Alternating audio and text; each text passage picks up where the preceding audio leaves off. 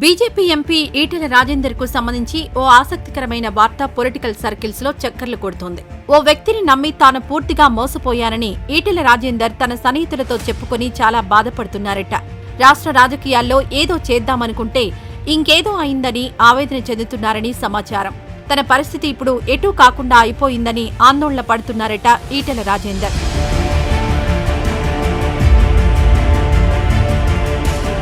2021 వరకు ఈటెల రాజేందర్ టీఆర్ఎస్ లో ఉన్నారు. కానీ ఆయనపై భూ ఆక్రమణకు సంబంధించిన ఆరోపణలు రావడంతో పార్టీ నుండి సస్పెండ్ చేశారు. అప్పుడు కారు దిగిన ఆయన ఆ తర్వాత బీజేపీలో చేరారు.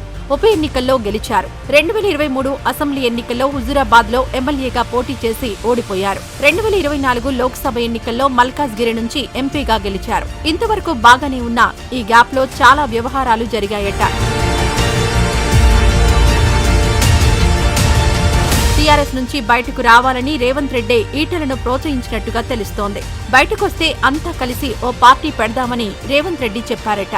ఈ సమావేశాల కోసమే మంత్రిగా ఉన్న సమయంలో కొన్నిసార్లు సెక్యూరిటీని కూడా పక్కన పెట్టేసి ఈటెల రాజేందర్ బయటకు వెళ్లారట. అప్పట్లో ఈ అంశం సంచలనంగా మారింది. ప్రోటోకాల్ ను పక్కన పెట్టి మంత్రి బయటకు వెళ్లడంపై అప్పటి ప్రభుత్వ పెద్దలు కూడా సీరియస్ గా ఫోకస్ పెట్టారని అప్పట్లోనే చర్చ జరిగింది. సర్కార్ పైనే తిరుగుబాటు చేస్తున్నారని, అలాగే భూ ఆక్రమణలపై ఆరోపణలు రావడంతో ఈటెలను టీఆర్ఎస్ పార్టీ పక్కన పెట్టేసింది. అయితే ఓవైపు జట్టు కట్టేందుకోసమని ఈటెల రాజేందర్ తో భేటీ అయిన రేవంత్ రెడ్డి ఈ విషయాలన్నీ కూడా తనకు తెలిసిన వ్యక్తుల ద్వారా అప్పటి సీఎం కేసీఆర్ కు చేరవేశారని, తన భూముల వ్యవహారంపై ఆనాటి సర్కారు పెద్దలకు సమాచారం చేరేలా చేసింది కూడా ఆయనేనని ఈటెల రాజేందర్ ఇప్పుడు బాధపడుతున్నారట. తనతో బాగానే ఉంటూ తన గుట్టు మొత్తం అప్పటి ప్రభుత్వ పెద్దలకు చేరవేసి ఇద్దరి మధ్యలో చిచ్చు రాజేశాడని, తనను ఆగం చేశాడని ఆవేదన చెందుతున్నారట. టీఆర్ఎస్ నుంచి బయటకు రావాలని చెప్పి బయటకొచ్చాక ప్లేట్ ఫిరాయించేశారట.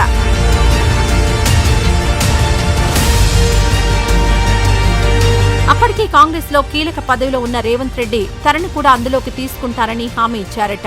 వస్తే తనకు ఎక్కడ ఇబ్బంది వస్తుందోనని అస్తం గూటికి రాకుండా తెరవెనుక చక్రం తిప్పారని, మరో మార్గం లేక బీజేపీలో చేరాల్సి వచ్చిందని ఈటెల రాజేందర్ తన సన్నిహితులతో, జర్నలిస్టులతో ఆవేదన వెళ్లబోసుకుంటున్నారట. ఫక్తు కమ్యూనిస్టు భావజాలంతో ఉండే ఈటెల రాజేందర్ ఇప్పుడు కాషాయ జెండాలో ఇమడలేక ఇబ్బందులు పడుతున్నారని తెలుస్తోంది. రేవంత్ రెడ్డి వల్లే తనకు ఈ పరిస్థితి వచ్చిందని పదే పదే చెప్పుకుంటున్నారట ఈటెల. అందుకే గతంలో రేవంత్ రెడ్డి, ఈటెల రాజేందర్ మధ్య కొద్ది రోజులు డైలాగ్ వార్ నడిచి ప్రమాణాల వరకు వెళ్లిందని వారి సన్నిహితులు చెబుతుంటారు. రేవంత్ రెడ్డి సీఎం అయ్యారని, తాను మాత్రం ఎమ్మెల్యేగా ఓడిపోయి పరువు తీసుకోవాల్సి వచ్చిందని బాధపడుతున్నారట. ఎంపీ ఎన్నికల్లో కాస్త అటూ ఇటూ అయితే పరిస్థితులు ఇంకా ఎంత దారుణంగా ఉండేవోనని తన సన్నిహితులతో గోడు వెళ్లబోసుకుంటున్నారట ఈటెల రాజేందర్.